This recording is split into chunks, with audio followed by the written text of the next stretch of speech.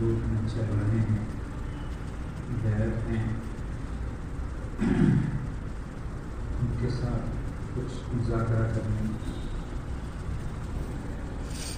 کچھ ہدایات دینے کی غرض سے منعقد کی گئی، تو اصلاً مخاطب اس مجلس میں وہی لوگ ہوں گے جو صادق ہوں۔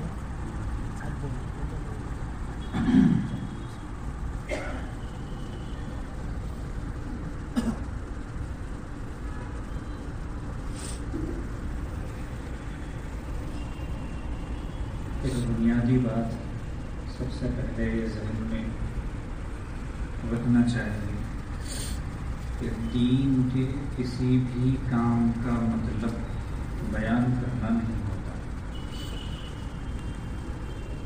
دین کے کسی بھی کام کا مطلب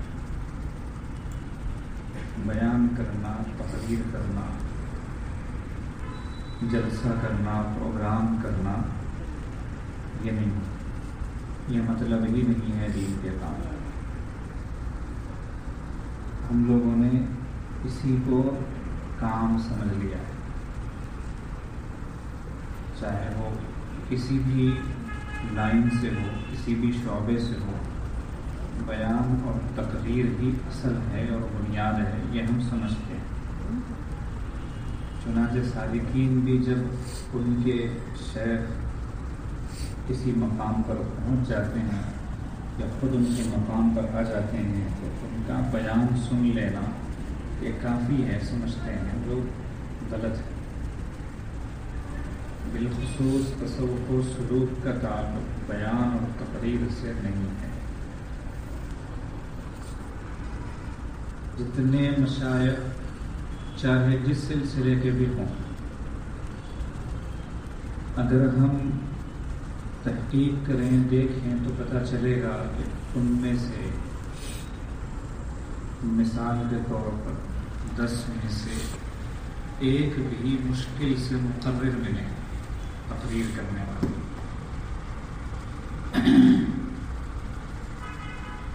کریں گے بھی تو انداز بالکل سیدھا سادہ مجلسی طرز کا ہوگا، جیسے آپس میں مل بیٹھ کے 2-4 لوگ گفتگو کر لیتے ہیں، بات چیت کر لیتے ہیں، یہ انداز رہے گا، بیان اور تقریر کا نہیں رہے گا۔ کیونکہ بنیادی مقصد اگر کچھ بیان ہو بھی، تقریر ہو بھی، تو اس کا اصل مقصد ہوتا ہے سامنے والے کو خیر کی بات سنانا، خیر کی بات بتانا، اور سامنے والا اس بات کو قبول کر لے۔ چنانچہ نبی علیہ السلام نے دین کی اگر تعریف کی ہے تو وہ اس طریقے سے کی ہے کہ فرمایا الدین النصیحۃ للہ ولرسولہ ولأئمۃ المسلمین وعامتہم۔ دین نام ہے خیر خواہی کا، خیر خواہی کا نام دین ہے۔ خیر خواہی کا مطلب کیا ہوتا ہے؟ ایک آدمی راستے سے گزر رہا ہے، کسی بھی فکر میں وہ مگن ہے، کوئی گھن سوار ہے، اس کو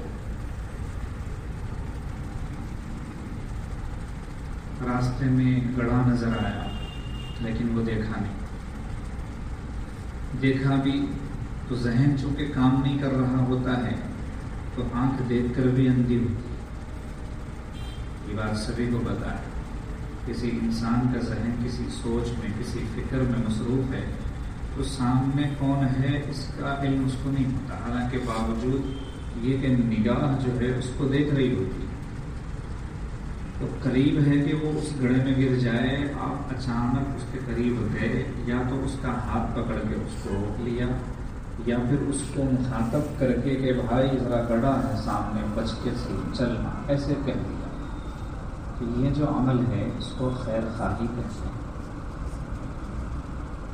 چھوٹا بچہ ہے، رینگتے رینگتے وہ آگ کے قریب پہنچ رہا ہے، قریب ہے کہ آگ میں ہاتھ ڈال دے، آگ کا جلتا ہوا شعلہ جو ہے وہ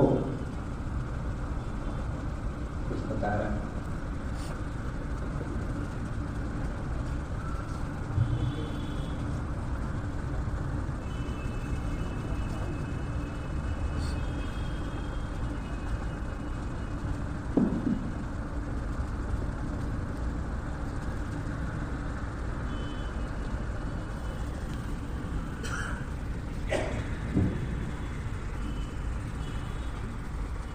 قریب ہے کہ وہ بچہ آگ کے جلتے ہوئے شعلے کو، انگارے کو اپنے ہاتھ میں لے لے. آپ ایک دم سے دوڑ کر گئے اور اس بچے کو وہاں سے اٹھا کے دور کر دیا، یا اس آگ کو، جلتی ہوئی آگ کو ہی سمجھ لیں بجھا دیا. تو یہ جو عمل آپ نے کیا ہے یہ خیر خواہی کہلاتا ہے. اس طرح کی خیر خواہی کا نام دین ہے.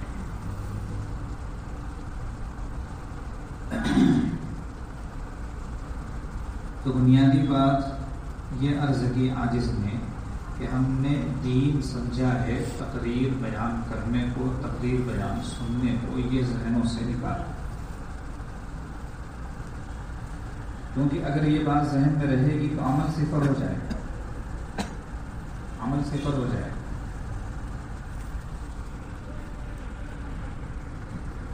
چنانچہ جو لوگ وعظ، تقریر، بیان وغیرہ سننے کے عادی ہوتے ہیں، شوقین ہوتے ہیں، ان کو اس میں بھی دھیرے دھیرے مزہ آنے لگتا ہے. انسانی فطرت ہے، اللہ پاک نے انسان کی فطرت ایسی بنائی ہے کہ وہ جس چیز کو اختیار کرتا ہے وہ چیز اس کے لیے عادت بن جاتی ہے. ایک آدمی کو شوق ہوا نعتیں سننے کا،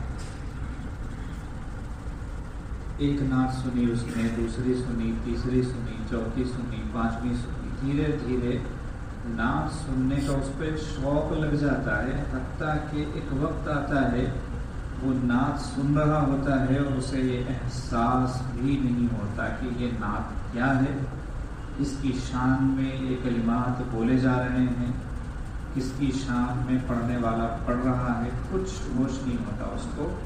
بس اس کے کاموں کو ایک شوق ہو گیا ہے نعت سننے کا، وہ سن رہا ہے.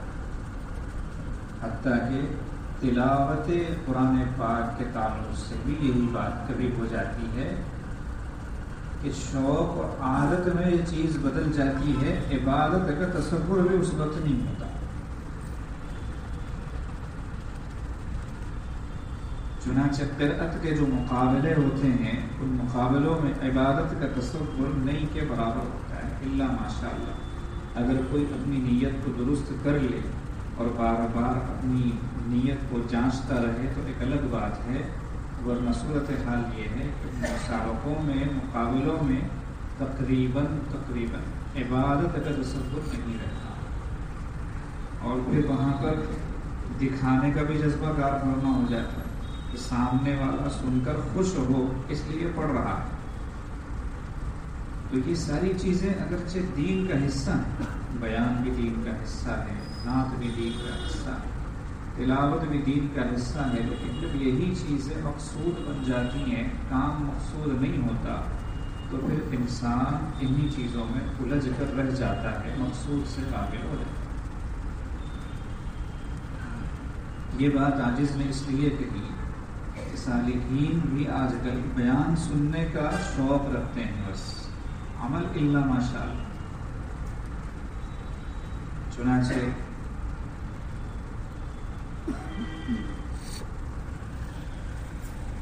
بہت سارے صالحین ہیں جو یہ تو کہتے ہیں کہ ہم بیانات سننے کا اہتمام کرتے ہیں، پابندی سے سنتے ہیں، آن لائن بھی سنتے ہیں، اور موقع ملا تو پہنچ کر سنتے ہیں. اب ان سے پوچھا جائے کہ بھئی عمل کتنا ہے تو عمل صفر. اس کا یہ مطلب نہیں کہ بیان نہیں سننا چاہیے، سنیے، لیکن سننے کے بعد عمل بھی کیجیے. قرآن پاک میں اللہ پاک ارشاد فرماتے ہیں لَهُمْ آذَانٌ لَا يَسْمَعُونَ بِهَا، کان ہیں لیکن سنتے ہیں، کان ہیں لیکن سنتے نہیں. کیا مطلب ہے کہ بات ان کے کانوں میں پڑتی بھی ہے تو اس طرف توجہ نہیں دیتے. یہ مطلب ہے کان ہے مگر سنتے نہیں. کیونکہ آدمی جب سننے کا ہی عادی ہو جاتا ہے تو اس کو سننا ہی اچھا لگتا ہے, کرنا اچھا نہیں لگتا. تو ایک نیت یہ کیجیے کہ ہم انشاءاللہ عمل کرنے والے بنیں گے, اپنی زندگیوں کو تبدیل کرنے والے بنیں گے. دوسری بات یہ ہے کہ تصوف و سلوک کا جو بنیادی مقصد ہے بیعت ہونے کا, مشائخ کی خدمت میں جانے کا یا ان کو بلانے کا, ان سے استفادہ کرنے کا, ان کو اپنا بڑا بنانے کا جو مقصد ہے وہ ہے اپنی اصلاح اور تربیت کروانا. یہ ہے بنیادی مقصد. مقصد کا مطلب یہ ہے کہ اچھی طرح سنیے, اگر کوئی آدمی شیخ سے بیعت ہو کر سب کچھ کر رہا ہے, سب کچھ, شیخ کی محبت بھی اس کے دل میں ہے, عظمت بھی اس کے دل میں ہے, بات بھی مانتا ہے, ذکر بھی خوب کرتا ہے, یہ ساری چیزیں جو کرنے کی ہیں بہت شوق سے کرتا ہے, صحبت کا بھی اہتمام کرتا ہے, شیخ کے ساتھ ساتھ رہنے کی کوشش کرتا ہے, خود سفر کر کے جاتا ہے, بیانات میں شریک رہتا ہے, مجلسوں کی پابندی کرتا ہے. ساری چیزیں تقریباً آ ہی نہیں کہ بیعت ہو کہ ایک انسان یہ سب کرتا ہے. لیکن شیخ سے اس کا اصلاحی تعلق نہیں ہے. کبھی شیخ کے سامنے بیٹھ کر اپنی روحانی اور باطنی بیماریاں نہیں بتاتا کہ میرے اندر یہ بیماری ہے, میرے اندر یہ مرض ہے, میرے اندر یہ خرابی ہے, میرے اندر یہ کوتاہی ہے, نہیں بتاتا, چھپا لیتا. اصلاح و تربیت نہیں کرواتا اور شیخ کو اپنے لباس سے, حال حلیے سے دھوکہ دینے کی کوشش کرتا ہے کہ حضرت صاحب میں تو آپ کا سچا پکا مرید ہوں. تو ایسا جو مرید ہے وہ شیخ کو ہی دھوکہ نہیں دے رہا, تو اللہ پاک کو بھی دھوکہ دے. اتنا سب کچھ کرنے کے باوجود اگر وہ اصلاح و تربیت اپنی نہیں کروا رہا ہے شیخ سے تو وہ مرید نہیں ہے, اس کو سالک نہیں کہتے. بھلے وہ پورے شہر میں ڈھڈورا پیٹے کہ میرے شیخ فلاں بزرگ ہیں اور میں ان سے بیعت ہوں, اتنے سال سے بیعت ہوں, فلاں ہوں, چاہے وہ کتنا ہی کہتا پھرے, لیکن اگر اس کا اصلاحی تعلق اپنے شیخ سے نہیں ہے تو وہ شیخ کا مرید نہیں ہے. اب اصلاحی تعلق ہے کس چیز کا نام؟ اس کے لیے پہلے یہ بات سمجھیں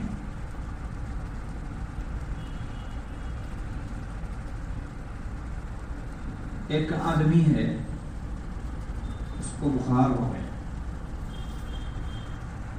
ظاہر سی بات ہے بخار کا مطلب یہ ہے کہ یہ بندہ بیمار ہے. اس کو کیا کہیں گے؟ بیمار کہیں گے, مریض کہیں گے. اب صحت مند اور تندرست کی صف سے وہ نکل گئے, بیماروں کی صف میں آ گئے. اپنے بیماری کے درجے ہوتے ہیں, کوئی کم بیمار ہے, کوئی زیادہ بیمار ہے, کوئی اتنا زیادہ بیمار ہے کہ بس وہ اب تک پر ہے. بیماری کے درجات ہو سکتے ہیں, لیکن ہلکا سا بھی بخار اگر کسی کو آ گیا تو اس کا مطلب یہ ہے کہ وہ صحت مند کی صف سے نکل گیا, بیماروں کی صف میں آ گیا.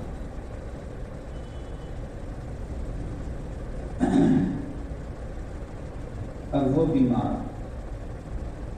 ایک ڈاکٹر کا دوست, قریبی دوست, اب وہ ڈاکٹر کے پاس جا رہا ہے, روزانہ رات میں ملنے کا اس سے وقت مقرر ہے, چائے وائے پیتا ہے, دوستانہ ماحول میں باتیں ہوتی ہیں, ایک دوسرے کی خیر خبر لیتے ہیں.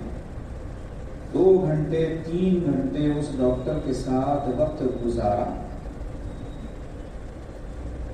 ادھر ادھر کی باتیں کی, ہنسنا بولنا ہوا, سب کچھ ہوا حسب معمول. لیکن اس ڈاکٹر کو اس نے یہ بھول کر بھی نہیں بتایا کہ مجھے آج بخار ہے. مثال سمجھ میں آئی؟ اب وہ ڈاکٹر کیا کرے گا صاحب؟ اگر آپ نے اس کو نہیں بتایا کہ بخار ہے تو وہ کیا کرے گا؟ وہ آپ کے سامنے بریانی بھی رکھ سکتا ہے اس دن کہ روزانہ چائے پیتے ہیں، آج ہم بریانی بھی کھا لیں. بریانی کھائی جا سکتی ہے بخار، یا کوئی اور ایسی چیز رکھ سکتا ہے جو انتہائی نقصان دہ ہو اس بیمار کے لیے. رکھنے والا کون؟ ڈاکٹر. کیا ڈاکٹر اس وقت اس سے دشمنی کر رہا ہے؟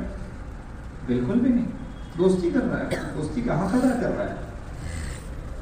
اچھا تعلق ہے اس سے، اس لیے کھلانے پلانے کا معاملہ کر رہا ہے. لیکن اس وقت ڈاکٹر کی وہ دوستی اس کے لیے در حقیقت دشمنی، اس کے حق میں، بیمار کے حق میں نقصان دہ چیز ہے. لیکن اس کا پتہ آپ ڈاکٹر کو بھی نہیں. کیوں؟ اس لیے کہ بیمار نے بتایا ہی نہیں کہ میں بیمار ہوں. تو ڈاکٹر کی صحبت، ڈاکٹر کے ساتھ اٹھنا بیٹھنا، حتیٰ کہ ڈاکٹر کے خود ہاسپٹل میں جا کر آنا، ڈاکٹر کا دوسروں کو دوائیاں دیتے ہوئے اس مریض کا دیکھنا، سب کچھ بے فائدہ. اس لیے کہ اس نے اس ڈاکٹر کو یہ نہیں بتایا کہ ڈاکٹر صاحب مجھے بخار. تو جیسے اس بیمار سے ہم یہ کہیں گے کہ ڈاکٹر سے تمہاری دوستی بیکار، ڈاکٹر کے کلینک میں تمہارا جانا بیکار، ڈاکٹر سے ملاقات کرنا اور اس کے گھر جا کے کھانا کھا کر آنا تمہارا بیکار، ڈاکٹر سے تمہاری محبت کی باتیں اور دعویں سب بیکار. اس لیے کہ تم نے ڈاکٹر کو یہ نہیں کہا کہ مجھے بخار ہے، میں بیمار ہوں. اگر تم کہتے کہ میں بیمار ہوں تو ڈاکٹر تو تمہارا دوست تھا، وہ تمہیں فری میں کوئی ایسی اچھی دوائی دیتا کہ ایک ہی خوراک میں فائدہ ہو جائے. تو جیسے اس مریض کا اس ڈاکٹر سے تعلق اس کو فائدہ نہیں پہنچایا، ٹھیک اسی طرح اس مرید کا شیخ کے ساتھ ایسا ہی تعلق جو اس بیمار کا ڈاکٹر کے ساتھ آپ نے سنا، ایسا ہی تعلق اس مرید کا شیخ کے ساتھ مرید کو ایک پیسے کا فائدہ نہیں پہنچا. اگر وہ چھپائے اپنی بیماریاں اور نہ بتائے. یہ مثال اگر سمجھ میں آ گئی تو یہ بات طے ہو گئی کہ اگر ہمارا اپنے شیخ سے اصلاحی تعلق نہیں ہے تو ہم پھر بیکار. چاہے آپ کے شیخ کسی بھی سلسلے میں، چاہے آپ کے شیخ آپ سے قریب رہتے ہوں یا آپ سے دور رہتے ہوں، کوئی بھی صورت آپ کا اپنے شیخ سے تعلق فائدہ نہیں پہنچائے گا، کیونکہ آپ کا رسمی تعلق ہے، دکھاوے کا تعلق ہے، حقیقی تعلق نہیں ہے اصلاح و تربیت والا. سالکین عموماً یہ کرتے ہیں، اس کو ایک مثال سے سمجھا جا سکتا ہے. اپنی اصلاح اور تربیت نہیں کرواتے بلکہ الٹا اپنی بیماریوں کو چھپاتے ہیں. بلی ہے، بلی کی عادت یہ ہے کہ وہ جب گندگی کرتی ہے، نجاست پھیلاتی ہے، تو اس پہ مٹی ڈالتی ہے، اپنے پنجوں سے مٹی کوریٹ کوریٹ کر. دو صفتیں اس کی، ایک آنکھ بند کر کے دودھ پینا اور ایک یہ کام کرنا. آنکھ بند کر کے دودھ پیتے ہوئے یہ سمجھتی کہ پوری دنیا میں اس وقت اسے کوئی نہیں دیکھ رہا. دونوں مثالیں ہم آج کل کے مسلمانوں پہ ابھی فٹ کر کے بتاتے ہیں. اور دوسرا کام یہ کرتی ہے کہ گندگی پر مٹی ڈالتی ہے اور یہ سمجھتی ہے کہ اس کا کسی کو پتہ چلنے والا ہے، حالانکہ دونوں غلط. بلی کو دودھ پیتا ہوا خود گھر کا مالک اگر دیکھے یا کوئی عورت دیکھ لے، کوئی بھی دیکھ لے، تو باوجود چاہتے ہوئے بھی بلی کو دودھ پینے سے نہیں روکتا، کیونکہ اس کا دودھ پینے کا انداز اتنا پیارا ہوتا ہے کہ اس پر فدا ہونے کو دل کرتا ہے. جس قدر معصومیت کے ساتھ وہ دودھ پیتی ہے، کبھی دیکھا نہیں دیکھا. اس کو ہم بتائیں گے، مطلب یہ مثال کا بیان سے کیا تعلق ہے آپ کو بھی پتہ چلے گا۔ تو باوجود اس کو دیکھنے کے بھی سامنے والا چھوڑ دیتا ہے کہ چلو جانے دو، پینے دو۔ ایسے ہی نجاست کرنے کے بعد اس پہ مٹی ڈال کر وہ یہ سمجھتی ہے کہ کوئی نہیں دیکھے گا، لیکن پھر بدبو جو ظاہر ہونا شروع ہوتی ہے تو انسان کی ناک جو ہے وہ پریشان ہوتی ہے، اور وہ ناک اس کے دماغ کو پریشان کرتی ہے۔ راستہ چلنے والا رک جاتا ہے کہ یہ بدبو کہاں سے آ رہی ہے۔ چاروں طرف نگاہ دوڑاتا ہے تو بڑی مشکل سے اس کو پتہ چل جاتا ہے کہ یہاں بلی نے گندگی کی ہوئی ہے۔ اب جب تک وہاں سے اس کو صاف نہ کیا جائے بدبو آتی رہے گی۔ ٹھیک یہی معاملہ سالکین کا ہوتا ہے کہ وہ گناہ کرتے ہیں، شیخ جو ہدایت دیتا ہے اس ہدایت کے خلاف کرتے ہیں، اور یہ سمجھتے ہیں کہ شیخ کو پتہ ہی نہیں چلے، شیخ تھوڑی دیکھ رہے ہیں، ان کو کیا پتہ۔ تو شیخ سے بھی غافل ہو جاتے ہیں، اللہ سے بھی غافل ہو جاتے ہیں، اور آنکھ بند کر کے بڑے آرام سے اور بڑے اطمینان سے گناہ پر گناہ کرتے چلے جاتے ہیں۔ اس کو وہاں بھی فٹ کر سکتے ہیں آپ کہ شیخ کے سامنے تو تسبیح ہے، ماشاءاللہ بہترین تسبیح ہاتھ میں، اور بیٹھ کے آپ ذکر کر رہے ہیں، اور شیخ صاحب سمجھ رہے ہیں کہ یہ میرا بڑا ذاکر شاغل مرید ہے، اور صورتحال اس کی یہ ہے کہ جب وہ گھر سے نکل رہا تھا تو اس کی بیوی اس کی وجہ سے اپنے آنکھوں میں آنسو لائے ہوئی تھی، رو رہی تھی کہ وہ ظلم کر کے نکل رہا تھا، ڈانٹ ٹپٹ کے یا ہاتھ اٹھا کے یا جھڑک بھڑک کے ایسی حرکت کر کے گھر سے نکل رہا تھا کہ بیوی کی ہائے لگ رہی تھی اس کو، اور شیخ کی مجلس میں آ گیا چوگا ووگا پہن کر تسبیح ہاتھ میں دے کر شیخ نے سمجھا کہ میرا بہت ہی سچا پکا مرید ہے۔ یہ جو حرکت کی نا ہم نے، یہ وہی حرکت ہے کہ بلی نے آنکھ بند کر کے دودھ پیا اور سمجھے کہ کسی کو پتہ ہی نہیں چلا۔ اللہ کہاں ہے؟ اللہ کو تو پتہ چل رہا ہے۔ ایسے ہی گناہ کر کے ہم سمجھتے ہیں کہ ہم نے اس کو لپیٹ کے رکھ دیا اور کسی کو پتہ ہی نہیں چلے گا۔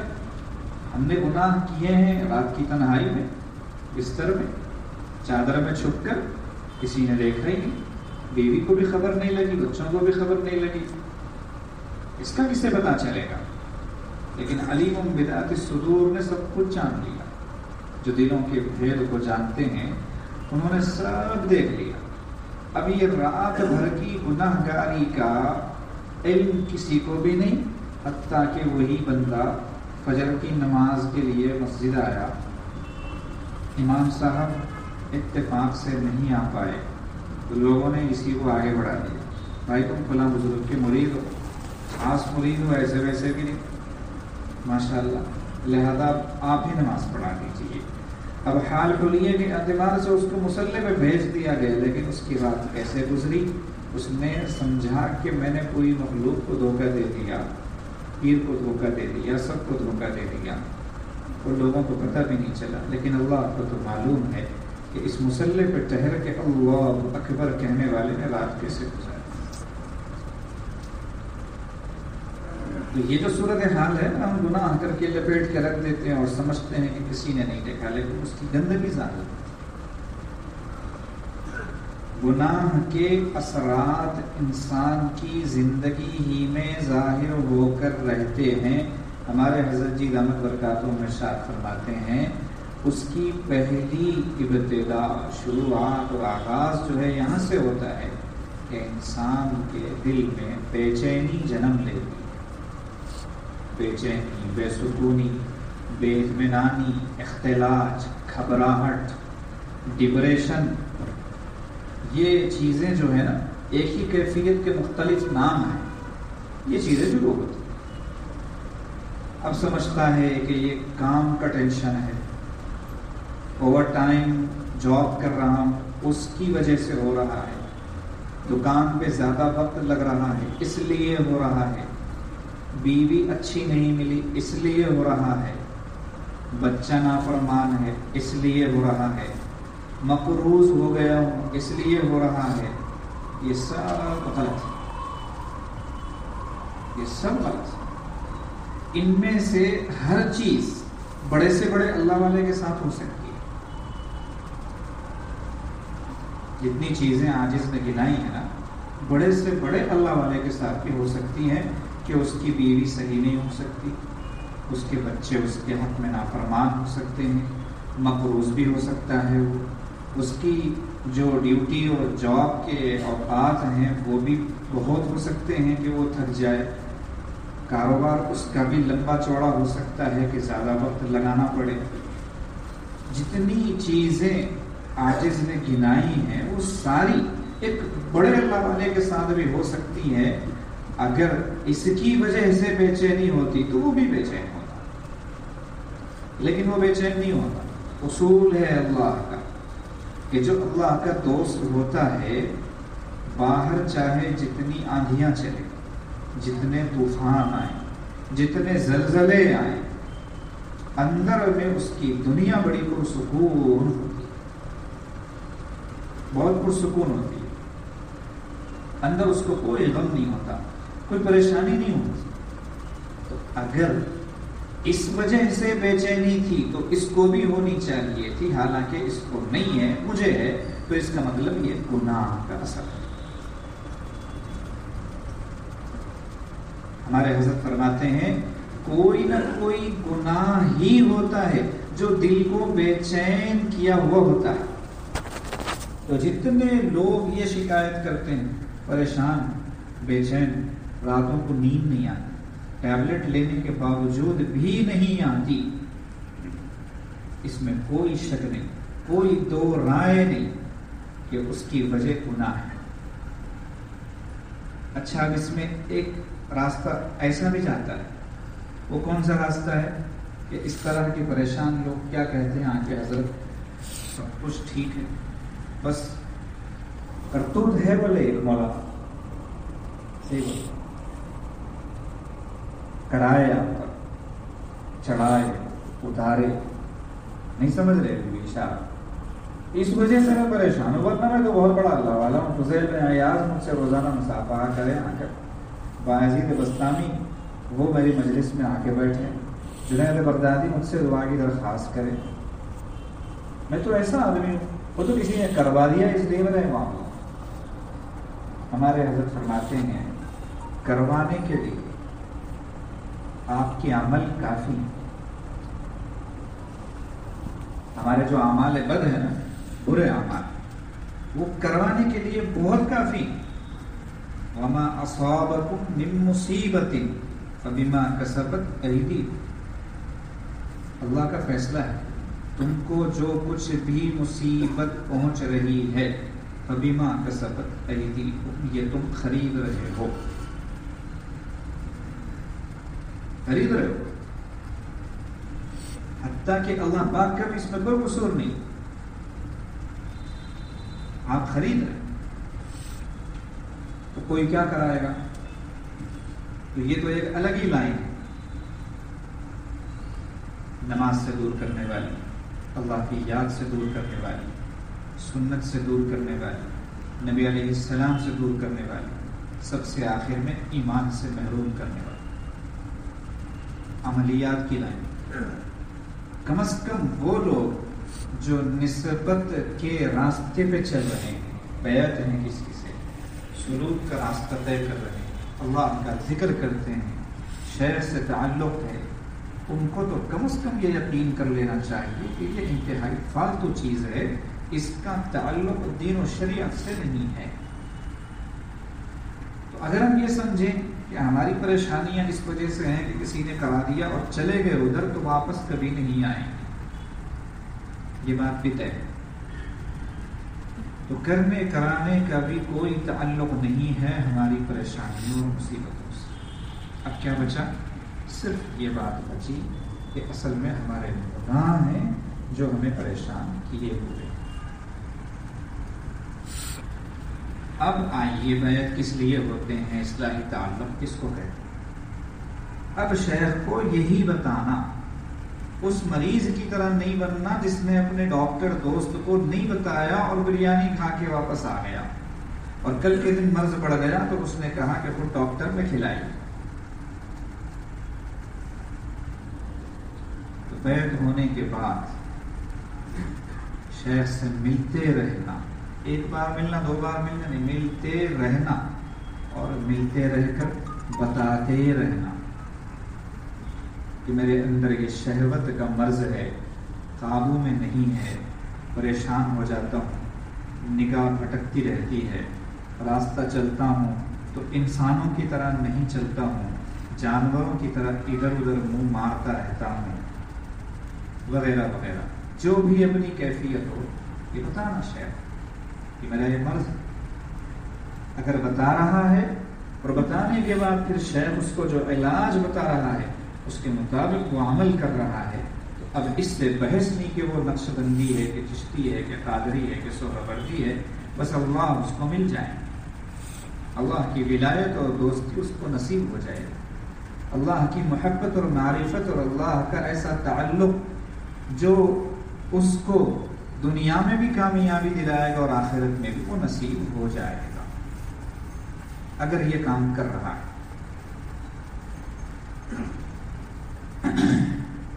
تو اپنی اصلاح جو ہے وہ فرض عین ہے.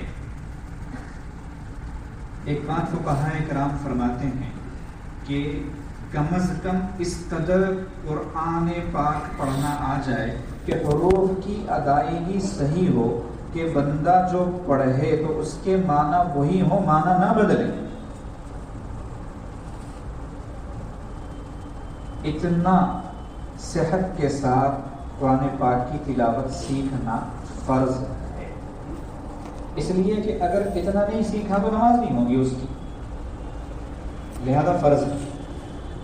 کہ کسی طرح سے اپنے نفس کی اتنی اصلاح کہ کم از کم خاتمہ بالخیر ہو جائے، فرض ہے.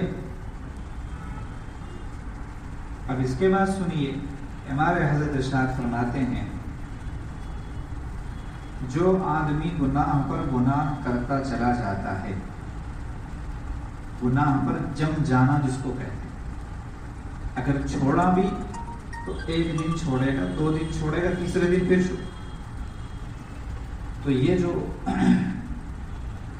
گناہوں پر جمنے والی کیفیت ہے دراصل اللہ کے ساتھ میں بغاوت کا اعلان ہے. گویا اللہ کو آستین چڑھا کر یہ کہنا ہے کہ آئیے اللہ دیکھتے ہیں آپ کیا کرتے ہیں، میں کیا کرتا ہوں. میں تو گزاروں گا ایسی ہی زندگی، شیطانی زندگی، نفسانی زندگی، حیوانی زندگی اور شہوانی زندگی، دیکھتے ہیں آپ کیا کرتے ہیں. گناہ گار گویا اللہ کو یہ میسج دے رہا ہوتا ہے روزانہ. بغاوت کی سزا موت ہوتی ہے. کسی بھی ملک میں کسی بھی قانون میں بغاوت کی سزا موت ہے، سولی پہ چڑھا دیا جاتا ہے. اس کو کسی بادشاہ کے تحت اگر رہنا ہے یا کسی ملک کے پورے قانون کے تحت اگر رہنا ہے تو مان کے چلنا پڑتا ہے. بغاوت کریں گے تو ختم کر دیے جائیں. اللہ پاک کا بھی یہی اصول ہے، لیکن شکل بدلی ہوئی. وہ کیسے؟ اللہ پاک جان سے نہیں مار دیتے. آج گناہ کیا کل ختم ہو گئے، اچانک رات میں انتقال ہو گیا. وہ کیوں ہوا؟ گناہ کی وجہ سے ہوا. ایسا نہیں ہوتا، مارتے نہیں لگا. لیکن یہ اتنی خطرناک چیز ہے کہ ہمارے مشائخ ارشاد فرماتے ہیں ایمان کی موت ہو سکتی ہے. ایمان کی موت ہو سکتی ہے. کرتے کرتے کرتے ایک ایسی ڈگر پر، ایک ایسے راستے پر پہنچ جاتا ہے کہ اب توبہ کی توفیق نہیں ہوتی اور بے توبہ دنیا سے جاتا ہے تو کبھی کبھی کفر کی حالت میں جاتا ہے. لوگ تو سمجھ رہے کہ مومن کا جنازہ ہے، لیکن اللہ کی لسٹ میں، اللہ کی فہرست میں منافق کا جنازہ ہے. کس وجہ سے؟ گناہوں کی. تو بیعت و سلوک کا اصل مقصد اصلاحی تعلق ہے. اگر اصلاح نہیں ہوگی، تربیت نہیں ہوگی، تو پھر یاد رکھیں ایسی بیعت فائدہ پہنچانے والی نہیں ہے۔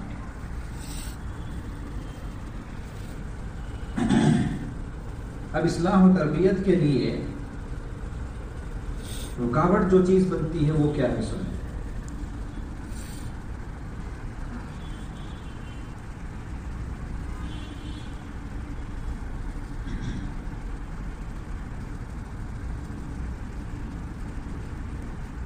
یا تو یہ وجہ ہوگی کہ بیچارے کو معلوم ہی نہیں، جس کو معلوم نہیں ہوتا وہ معذور ہوتا ہے، اللہ پاک بھی پکڑ اس کی نہیں فرماتی۔ جب تک معلوم نہیں ہے پکڑ نہیں، معلوم ہونے کے بعد بھی کر رہا ہے تو اب پکڑ۔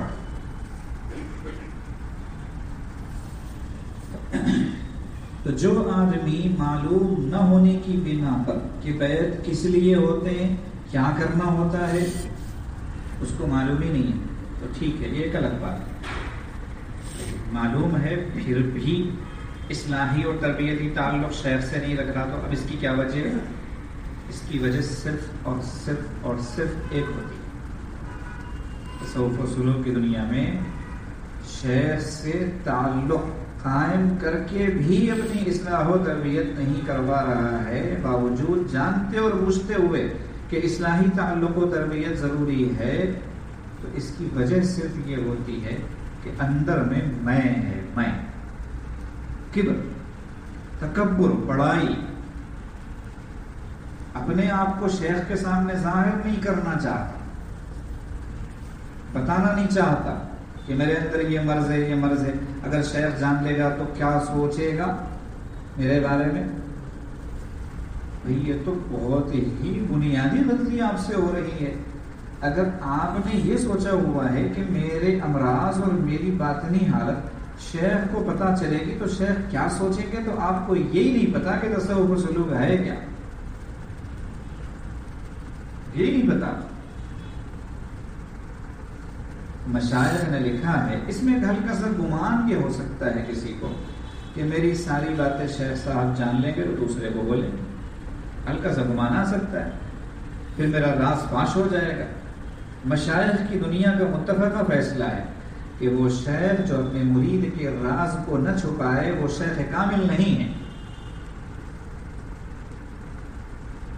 حتیٰ کہ دو بھائی، ایک ہی گھر کے دو بچے ایک شیخ سے متعلق ہیں اور دونوں اپنی اپنی باتیں شیخ کے سامنے رکھ رہے ہیں، شیخ کا فرض ہے کہ وہ دونوں کی باتوں کو اپنے سینے میں دفن کرے، ایک بھائی کی بات کو دوسرے بھائی کے سامنے آنے نہ دے۔ اور مشائخ ایسے ہی کرتے ہیں۔ جب ان کے بارے میں یہ طے ہو گیا کہ وہ ایسے ہی کرتے ہیں تو ہمارا یہ سوچنا فضول ہے کہ شیخ دوسرے کو بول دیں گے۔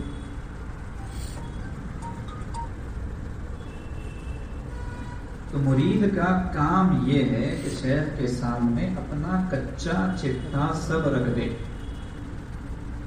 ہمارے حضرت فرماتے ہیں کہ اپنے آپ کو شیخ کے 100% حوالے کرے۔ 100% حوالے کرنا، 100% حوالے کرنے کا کیا مطلب ہے؟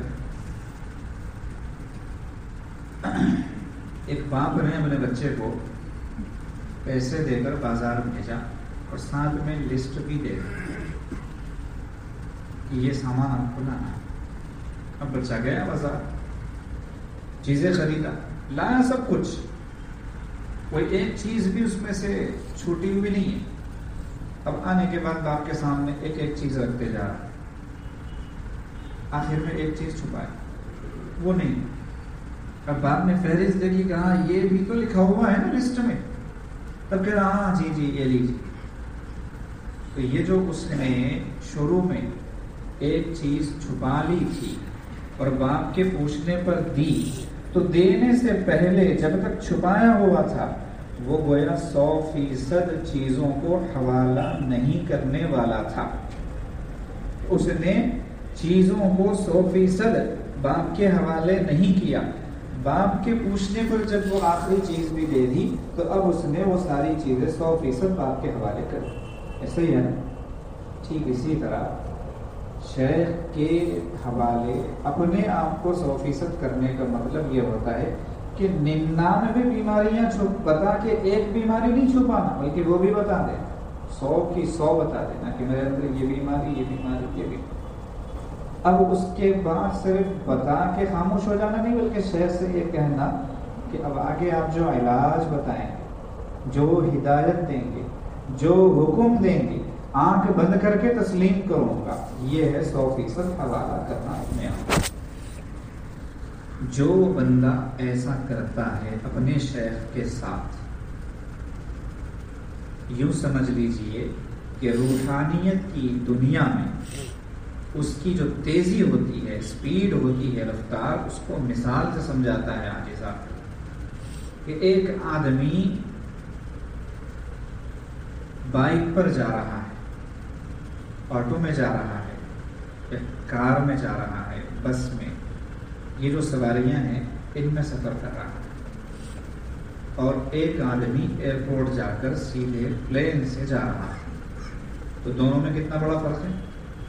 اتنا بڑا ہے کہ اس کو الفاظ میں بیان بھی نہیں کیا جا سکتا. تو جو شخص بیعت ہو کر اپنے آپ کو شیخ کے حوالے کر دیتا ہے 100% اور اپنی اصلاح و تربیت کرواتا ہے، وہ گویا پلین میں بیٹھ کر سفر کر رہا ہے. اور وہ جو بیعت ہو کر اپنے آپ کو شیخ سے چھپا رہا ہے، اپنی بیماریوں کو اپنے پاس ہی دبا رہا ہے، شیخ کے پاس رہ کر اپنی اصلاح و تربیت نہیں کروا رہا، وہ بھی چل رہا ہے لیکن زمین والی سواری میں بیٹھ کر. اب اس کا پہنچنا بھی غیر یقین، کب پہنچے گا وہ بھی نہیں پتا، پہنچے گا یا راستے میں اتر جائے گا وہ بھی نہیں پتا.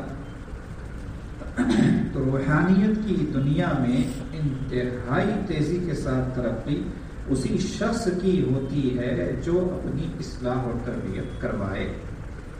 یہ اتنا کھول کر عاجز نے اس لیے سمجھایا آپ کو کہ تصوف و سلوک کا جب بھی آپ کے سامنے نام آئے، تصوف و سلوک کا آپ کے سامنے جب بھی نام آئے، آپ اس کا مطلب یہی بتائیں جو آپ عاجز سے آپ نے سنا ہے.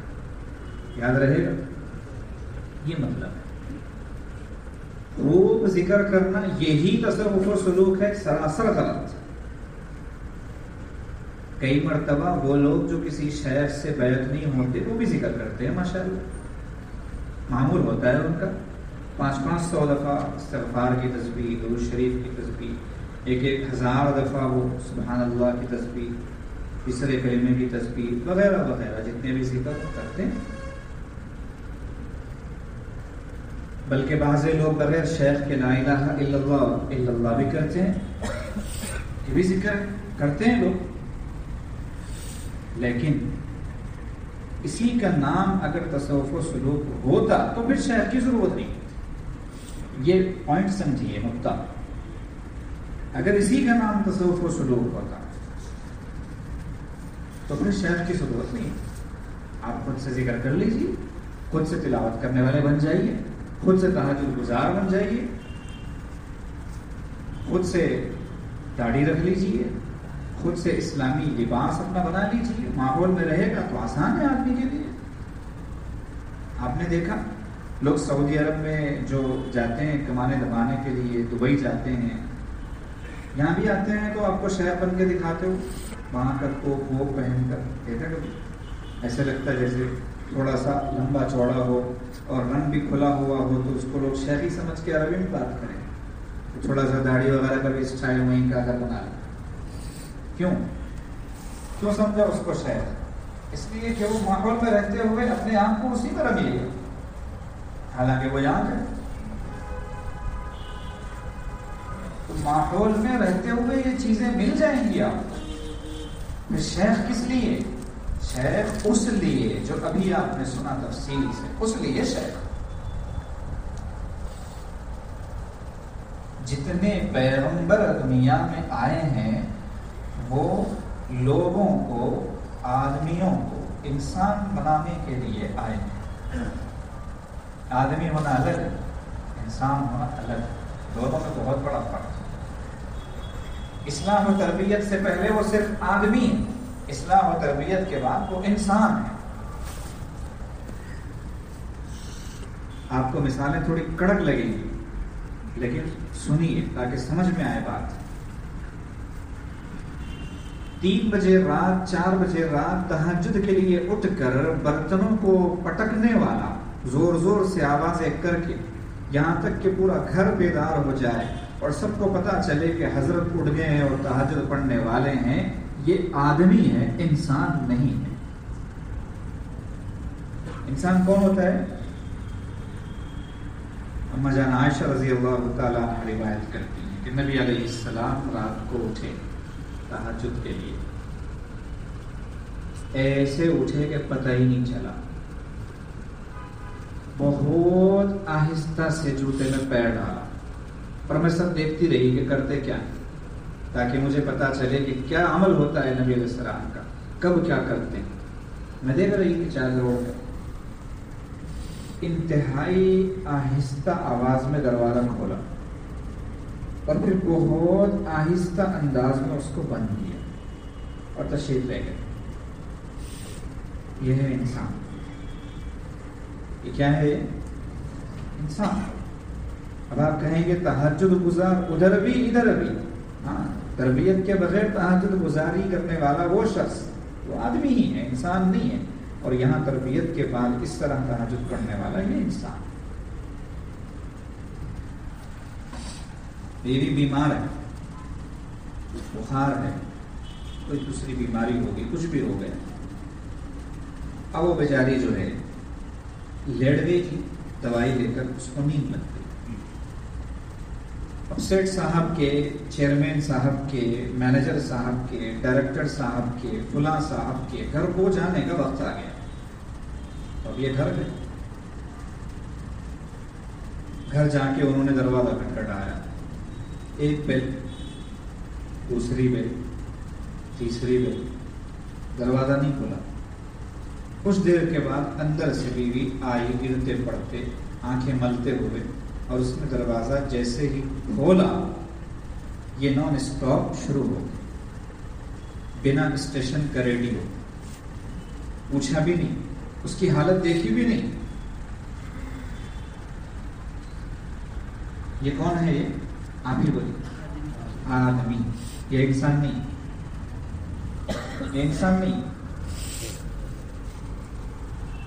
انسان کون ہوتا ہے؟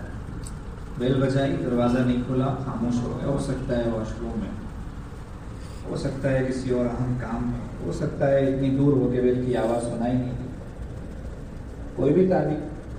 پھر جب دروازہ کھلا تو چہرہ دیکھا، فوری پہچان لیا کہ طبیعت خراب ہے، کیا معاملہ ہے، ابھی سو کے آ رہے ہیں، اس کی خیر خبر لی، پھر اس کو ایک جگہ بٹھا دیا، اس کی جو مدد ہو اس وقت ضروری مدد وہ کی، پھر اپنا کام کیا۔ یہ کون ہے؟ یہ انسان۔ وہ کون تھا؟ تربیت سے پہلے والا، اصلاح سے پہلے والا، اور یہ کون ہے؟ تربیت کے بعد والا، اصلاح کے بعد والا۔ مشائخ کے پاس کیا ہوتا ہے؟ یہی ہوتا ہے، اور اگر یہ نہیں ہوتا تو پھر غلط ہے۔ اگر ہم مشائخ کے پاس جا کے یہ کر رہے ہیں تو ہمارا بیعت ہونا صحیح ہے، ہم جو ان سے جڑے ہیں یہ صحیح ہے، اور ہم بالکل صحیح سمت پہ جا رہے ہیں، اور اگر ایسا نہیں کر رہے ہیں تو پھر ہم غلط ہیں۔ اب عاجز نام نہیں لے گا، وضاحت کے ساتھ نہیں کہے گا، ہم خود سمجھ جائیں، ہمارے ساتھ دین کا لیول بھی رہتا ہے، دین کا بڑا عہدہ بھی رہتا ہے، ہم کو دیکھ کے لوگ دین کو پہچانتے ہیں، ہماری داڑھی ناپ کر لوگ اتنی داڑھی رکھنا ہے یہ طے کرتے ہیں، ہمارے امامے کا گز ناپ کر لوگ امامہ خریدتے ہیں، لیکن ہم اگر وہ ہیں جس کو آپ نے خود ابھی آدمی کہا تو پھر اب ناکام، بھلے سے ہم کچھ بھی، لیکن اس کے ساتھ ماشاءاللہ اگر یہ ہے جس کو آپ نے انسان کہا تو پھر وہ کامیاب۔ ارے بات سمجھ، پیغمبر ایسا بناتے تھے، آدمیوں ایسا بناتے تھے۔ اسی لیے جب جعفر طیار رضی اللہ تعالی عنہ نے نجاشی کے دربار میں تقریر کی تو پہلا جملہ کیا تھا کہ بادشاہ سلامت ہم جانور تھے۔ کیا لفظ کہا تھا؟ ہم جانور تھے، اپنا تعارف کروایا کہ ہم کون تھے. یہ تھے ہم ایک دوسرے کا خون پی جانے والے، درندوں کی طرح چیر پھاڑ کر کھا جانے والے، شراب میں غسل کرنے والے وغیرہ وغیرہ. پھر یہ آئے اور انہوں نے آ کے کیا کیا؟ یہ کیا. ساری بات آپ حضرات جانتے ہیں. یہ تھا انبیاء کرام علیہم الصلوۃ والسلام کے دنیا میں آنے کا اصل مقصد، آدمیوں کو انسان بنانا، انسانوں کے اندر سے حیوانیت ختم کرنا. یہ چیز اور یہ کام ہمارے مشائخ کرتے ہیں تصوف و سلوک کے عنوان سے، اصلاح و تربیت کی لائن سے. جتنے سالکین ہیں اب تک اگر اس میں کمزور تھے تو اب طے کریں کہ یہ کمزوری انشاءاللہ دور کریں، اور جن کو بھی اپنا شیخ بنایا ہے ان کو ہم اس اعتبار سے وصول کریں گے کہ وہ ہماری اصلاح کریں گے، تربیت کریں گے، ہمیں آدمی سے انسان بنائیں گے.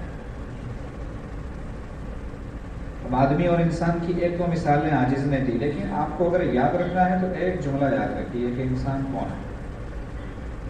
ایک جملہ یاد رکھیے، انسان وہ ہے جس کو دیکھ کر جانور بھی اس کے قریب آئے. انسان کون ہے؟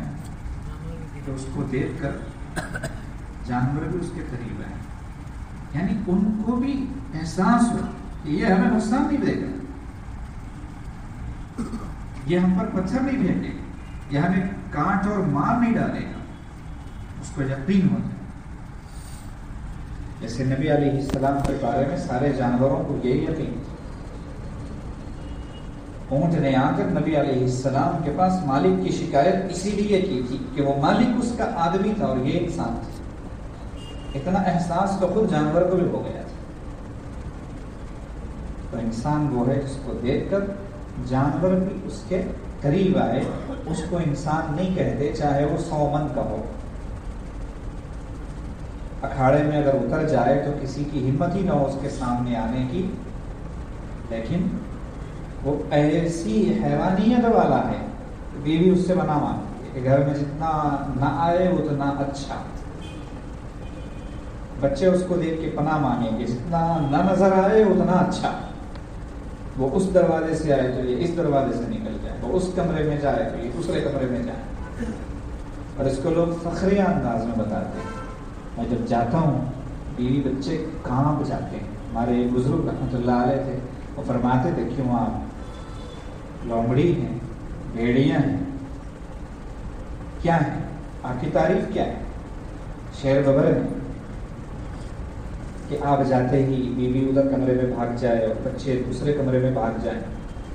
آپ انسان ہو تو ان کو آپ کے قریب آنا چاہیے، الٹا دن بھر کی کارگزاری دینی چاہیے، اپنے دکھ درد اور غم شیئر کرنے چاہیے.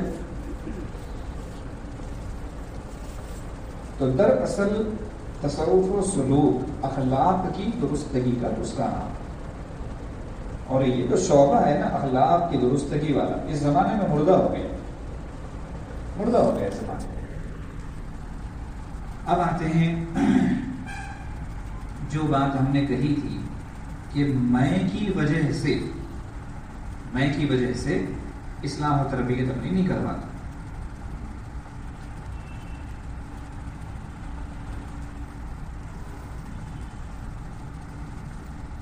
اور جو میں کا مریض ہوتا ہے نا، یہ دنیا کا سب سے خطرناک مریض ہے.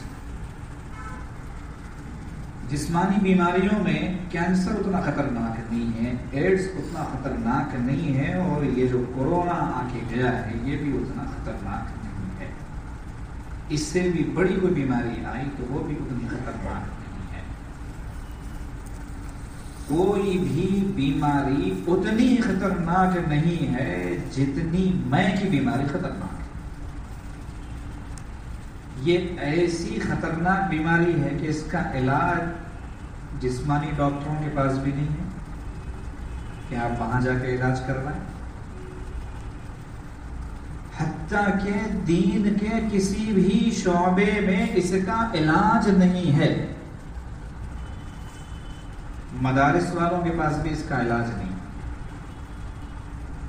دعوت و تبلیغ کی محنت میں بھی کبر کا علاج نہیں. یہ آپ کو اس لیے کہہ رہا ہوں تاکہ اس کی خطرناکی بتاؤں. خطرناکی کینسر کے مستقل دواخانے الگ رہتے ہیں. کینسر کا ڈاکٹر مستقل الگ رہتا ہے جو دوسرا علاج نہیں کرتا, اور وہ لے دے کے بچا کے چلتا ہے. اس سے بھی زیادہ خطرناک جب ہے متکبر اور میں کی بیماری والا, تو اس کا ایک ہی ڈاکٹر ہے اور اس کا نام ہے شیخ. اس کا نام ہے شیخ, ایک ہی ڈاکٹر ہے اس کا. عامل حضرات کے پاس تو بالکل بھی نہیں اس کا علاج. کہیں آپ جائیں گے وہاں جا کے کوئی پڑیا لے لیں گے اور کہیں گے کہ مجھے میں کی بیماری لگی, ختم ہو جائے.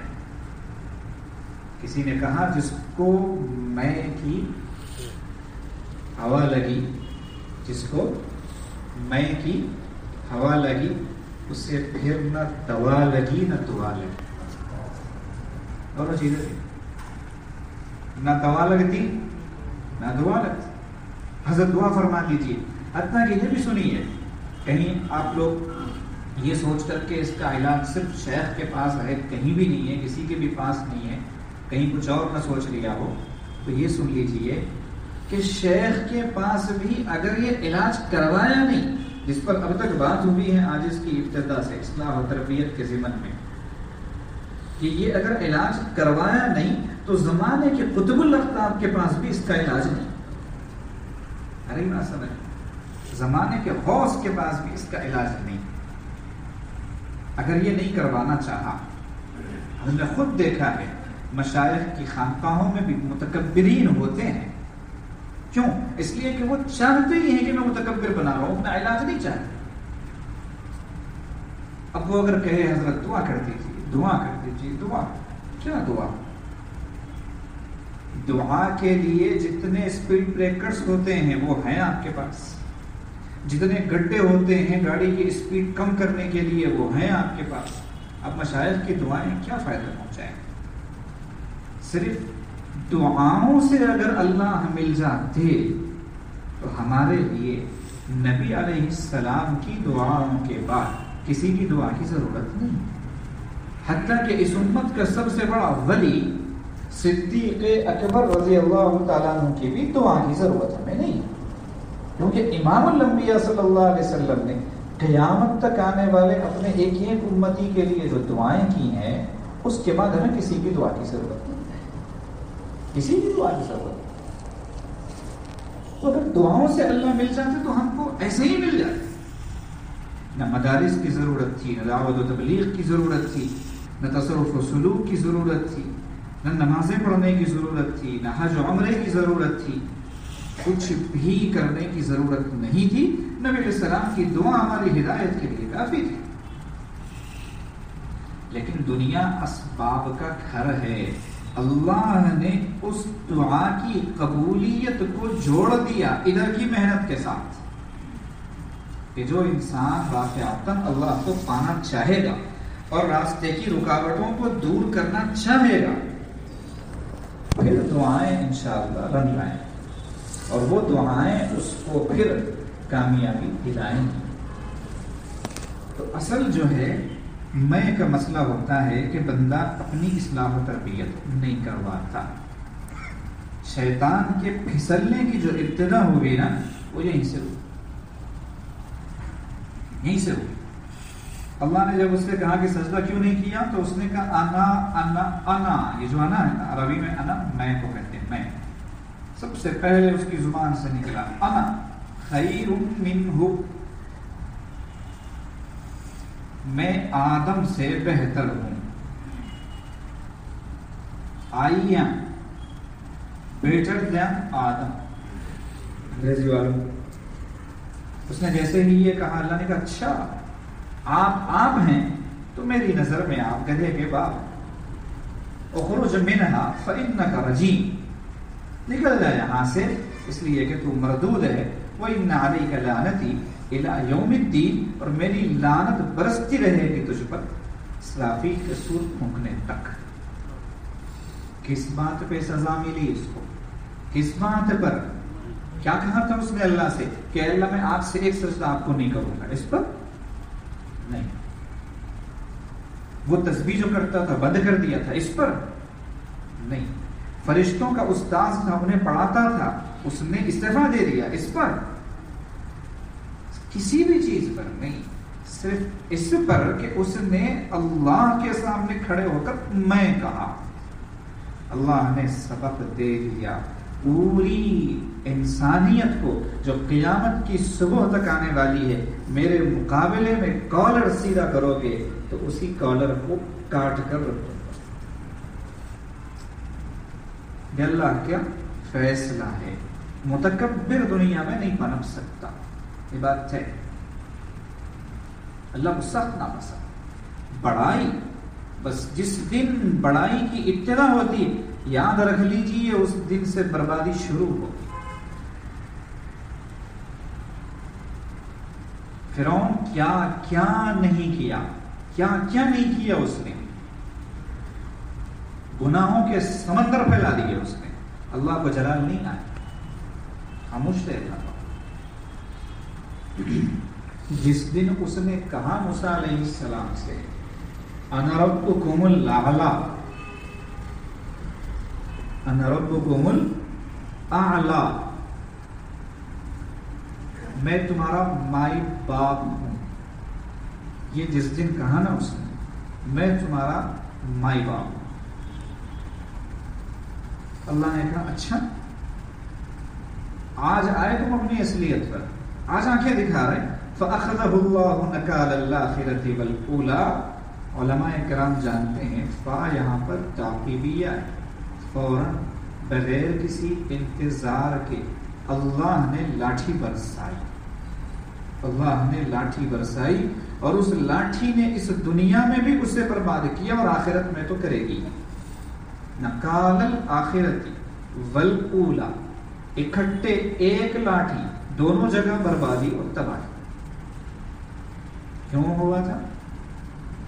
میں انا. نمرود نے خدائی کا دعویٰ کیا, اللہ نے جوتیاں برسائیں دماغ پر. مشائخ فرماتے ہیں اس میں حکمت یہ ہے کہ خناس پہلے دماغ میں بھرتا ہے. میں کا جو خناس ہے نا وہ پہلے دماغ میں بھرتا ہے. اللہ نے وہی جوتیاں برسائیں. یہاں سے میں نکلی نا تو اسی ٹائر کو پنکچر کرتا ہوں, حتیٰ کہ پیسے دے کر جوتیاں لگواتا ہے. آپ نے سنا تاریخ میں نمرود کے علاوہ نہ کوئی پیدا ہوگا اور انشاءاللہ اللہ کہہ رہے کوئی پیدا بھی نہ ہو کہ جو پیسے دے اور کہے کہ جوتی مار. میں آپ کو 100 روپے دوں گا ایک جوتی ماری, آپ کو 200 دوں گا آپ ایک جوتی ماری. نمرود کے علاوہ کوئی نہیں پیدا ہوا. تو پیسے دے کر جوتیاں کھانے والا کون تھا پہلے؟ اس نے جو ہے خدائی کا دعویٰ کیا تھا.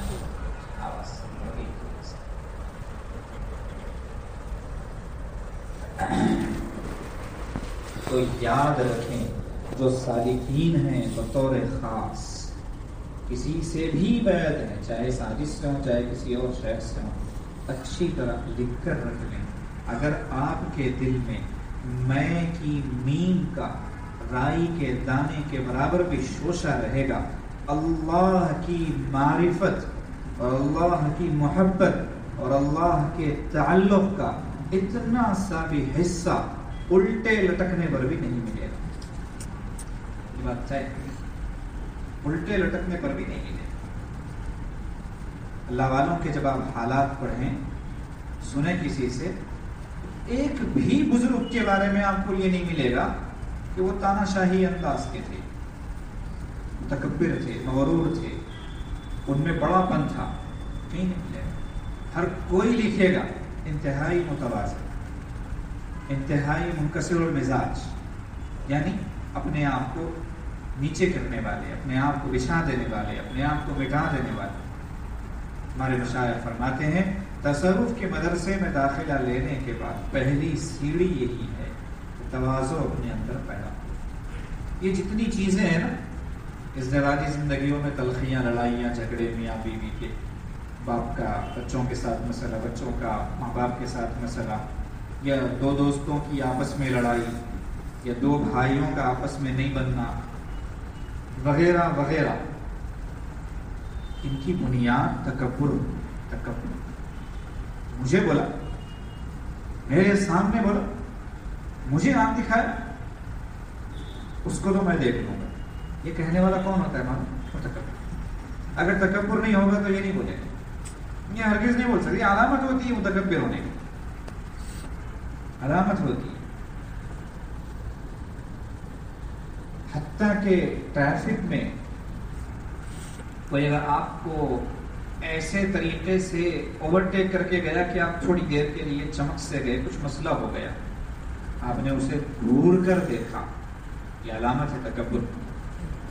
کبر نہیں ہوتا گھور کے نہیں دیکھتا، حالانکہ نمازی نہیں، تہجد گزار ہے، شیخ کا مرید نہیں، خادم خاص ہے، لیکن ایسی حرکت کر رہا ہے تو وہ کون ہے؟ متکبر. متکبر کو اللہ پہ ہدایت نہیں ہے. اللہ فرماتے ہیں نبی علیہ السلام کے الفاظ میں، حدیث قدسی ہے، الکبریاء ردائی، یہ جو بڑائی ہے نا یہ میری چادر ہے، میری چادر ہے. اون بائی می، میں اس کا مالک ہوں، حق مالکانہ مجھے حاصل ہے. وہ جو لکھا ہوا ہوتا ہے نا، آپ نے دیکھا ہوگا زمینیں ہوتی ہیں تو باہر گیٹ پر لکھا ہوتا ہے دس لینڈ بلانگس ٹو، نیچے نمبر لکھا ہوتا ہے، نام لکھا ہوتا ہے کہ اس زمین کا تعلق فلاں سے، یعنی یہ زمین کا مالک فلاں ہے. تو یوں سمجھ لیجیے تکبر بلانگس ٹو اللہ، اس پہ کوئی دوسرا حق نہیں جتا سکتا. حتیٰ کہ یہ ایسی واحد پراپرٹی ہے اللہ کی جس میں نبیوں کا بھی رائی کے دانے کے برابر بھی دخل نہیں.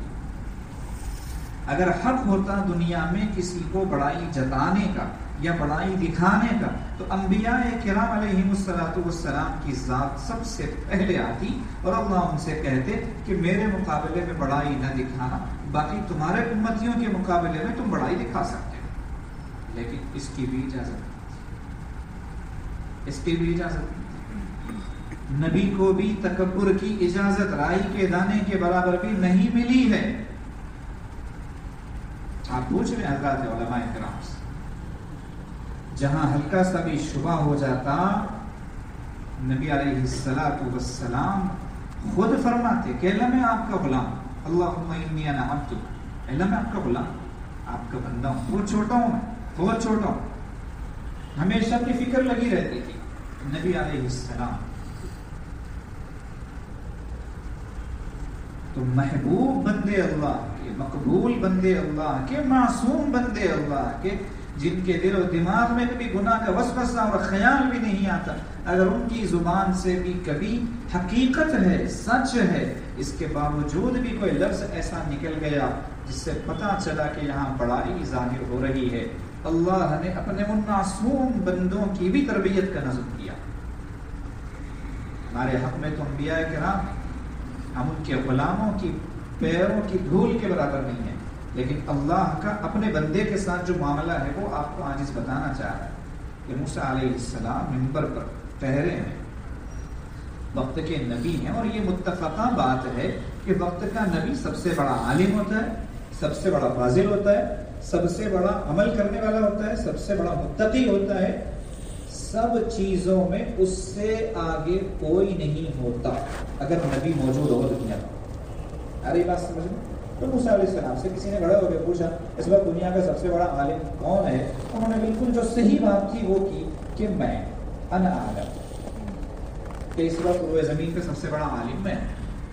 کوئی غلط بات نہیں کہی تھی موسیٰ، یہ کہنا تھا نبی کو یہ کہنا تھا. اگر نبی یہ نہیں کہتے تو پھر نبوت پہ شک ہو جاتا نا کہ بھئی وہ آدمی آپ سے بڑا عالم ہے تو پھر نبی آپ کیوں؟ تو انہوں نے سچی بات کہی کہ میں سب سے بڑا عالم، لیکن یہ لفظ انا اللہ کو نہیں پسند آیا. تو اللہ نے کیا کیا کہ حضرت موسیٰ علیہ السلام کو حضرت خضر کی خدمت میں بھیجا، جاؤ ایک بندہ ہے میرا، ذرا اس سے ملاقات کرو. پھر پورا واقعہ سورہ کہف میں آپ تفصیل سے پڑھے ہوئے سنے ہوئے.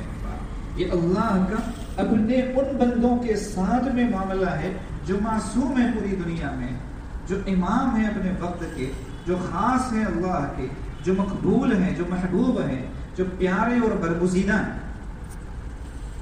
میری اور آپ کی کیا حیثیت ہو سکتی ہے اگر میں کہہ دوں یا آپ میں کہہ دیں؟ جیسے ہی شیطان نے انا کہا، اللہ نے وہیں ڈور کھینچی، بس ہو گیا تیرا کام۔ کیونکہ تکبر سے پھر بہت سارے گناہ جنم لیتے ہیں۔ قاتل متکبر ہوتا ہے، مجبور نہیں ہوتا۔ اگر کسی انسان کے اندر کبر نہ ہو، قتل کے لیے اس کے ہاتھ اٹھ ہی نہیں سکتے۔ قتل پر آمادہ کرنے والی چیز تکبر۔ دوسرے کو حقیر سمجھنے والا متکبر ہوتا ہے، دوسرے کو چھڑکنے والا متکبر ہوتا ہے، دوسرے کو گالی دینے والا متکبر ہوتا ہے، دوسرے پہ ہاتھ اٹھانے والا متکبر ہوتا ہے، دوسرے کو آنکھ دکھانے والا متکبر ہوتا ہے، خامخواہ اپنا کالر سیدھا کرنے والا متکبر ہوتا ہے۔ کسی مجلس میں بیٹھ جائے تو یہ چاہے کہ میری ہی بات چلے، میری ہی بات سنی جائے، متکبر ہوتا ہے۔ میاں بیوی میں لڑائیاں اکثر تکبر کی وجہ سے ہوتی ہیں، یا متکبر ادھر ہوگا یا متکبر ادھر ہوگا، ورنہ دونوں نہیں لڑیں گے، کوئی ایک لڑے گا۔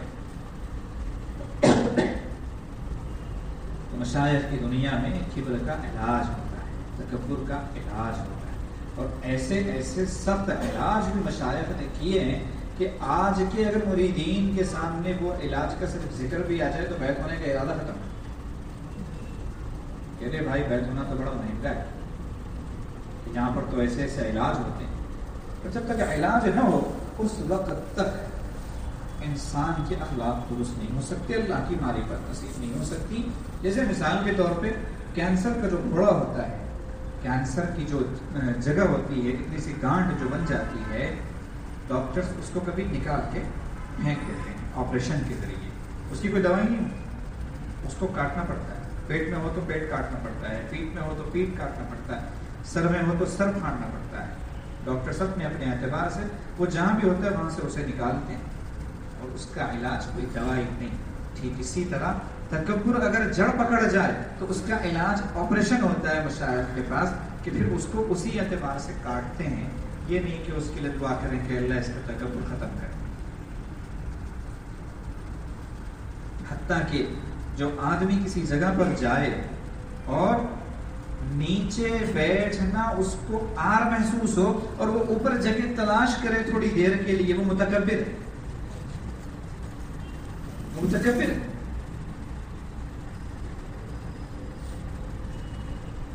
بہت ہی باریکیاں ہیں اس میں، کبر میں سمجھتا بھی نہیں انسان کہ میرے اندر کبر ہے، اور وہ تکبر کر رہا ہوتا ہے۔ اسی لیے ایک بزرگ تھے حضرت مولانا شاہ محمد احمد صاحب پرتاپ گڑھی نبر اللہ مقتہ، بڑے بزرگ تھے، اللہ والے، بڑے بڑے اللہ والے ان کے پاس جایا کرتے تھے۔ وہ فرماتے ہیں اپنے ایک شعر میں، جب تک فنائے رائے کی ہمت نہ پائی، کیوں آپ اہل عشق کی محفل میں آئے۔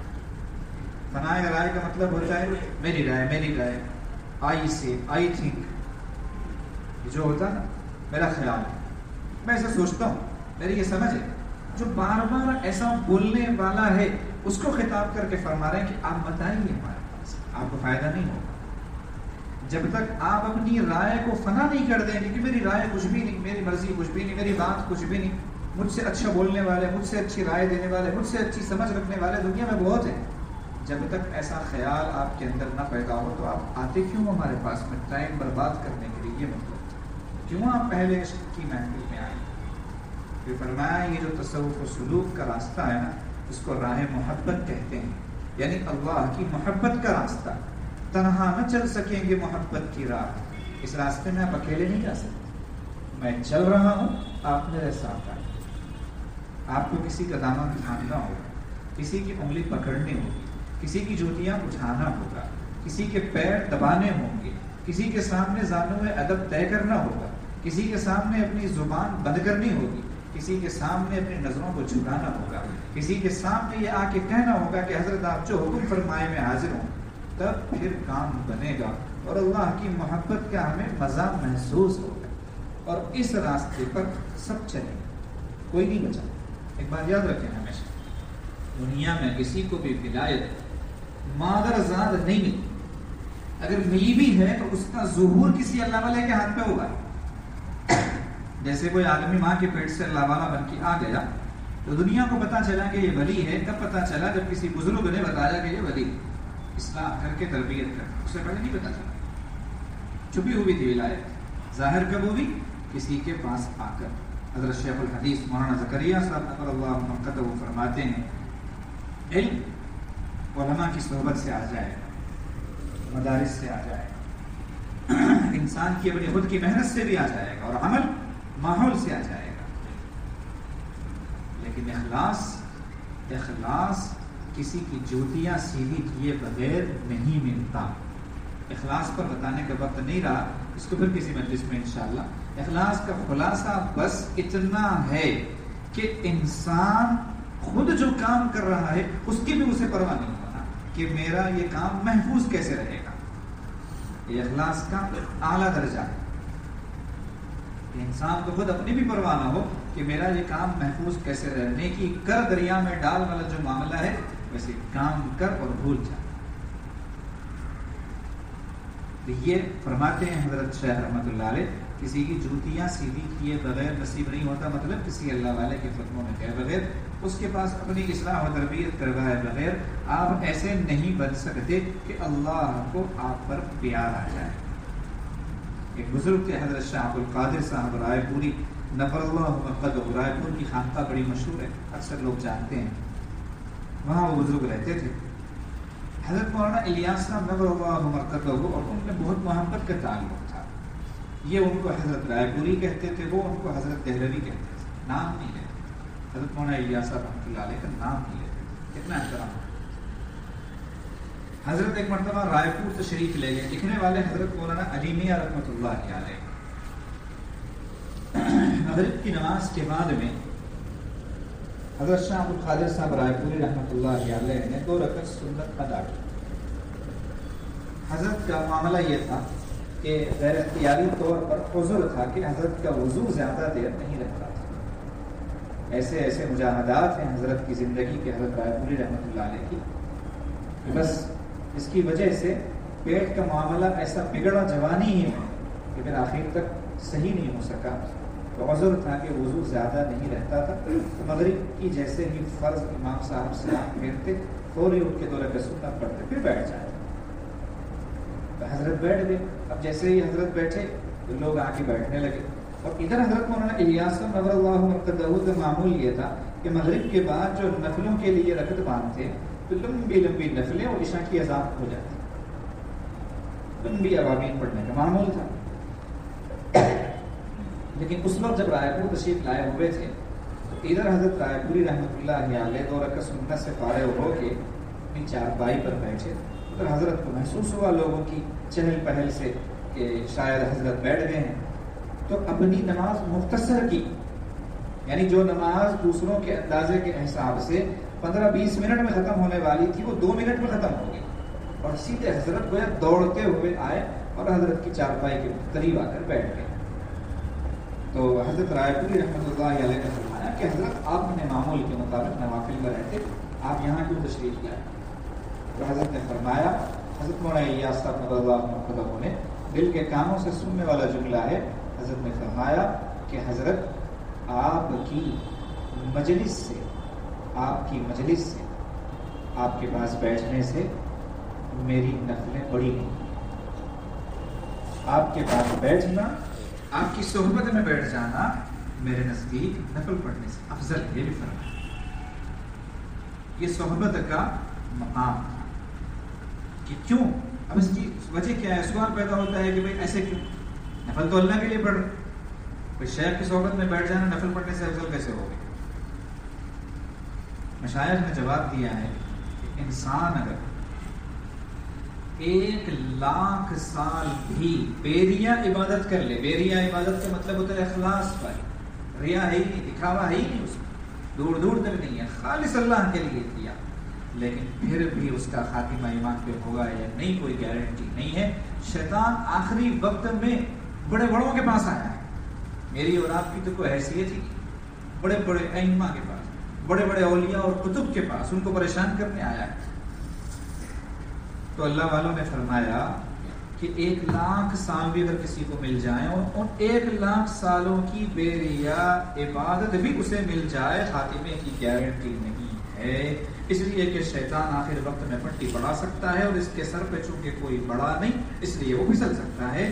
مشائخ کی صحبت سے اللہ پاک اس کے ایمان میں ایسی مضبوطی اور طاقت پیدا فرما دیتے ہیں، یوں سمجھ لیجئے کہ جیسے الیکٹرک وائرز ہوتے ہیں، باؤنڈری ہوتی ہے بڑی بڑی زمینیں، تو وہاں پر خاردار تار جو ہے وہ لگا دیتے ہیں، جھاڑی دار تار کہتے ہیں اس کو، تو ان میں کرنٹ چھوڑا جاتا ہے، اگر کوئی چور آئے اور ہاتھ لگائے تو 1 کلومیٹر دور جا کے گرے، پورا خون اس کا چوس لے گا وہ الیکٹرک وائر۔